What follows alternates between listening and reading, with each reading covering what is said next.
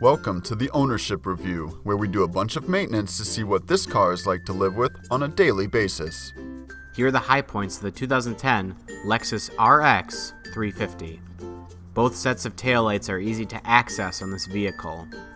You only have to peel back one panel for access to any of the bulbs, and these panels are easy to peel back. The cabin air filter is easily accessible in the rear of the glove box. There are designated access panels for your convenience that are easy to remove. Checking the oil level is easy to do, as the oil dipstick is easily accessible in the engine bay. Not everything is perfect. Here are the pain points. You'll have to remove many panels in order to access the battery.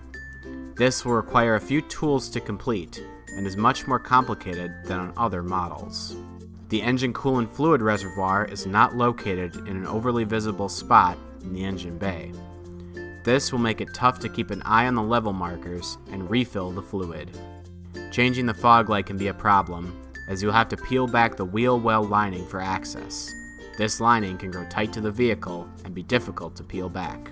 Overall, due to the amount of panels covering many components of this vehicle, the 2010 Lexus RX350 is a moderately difficult car to maintain.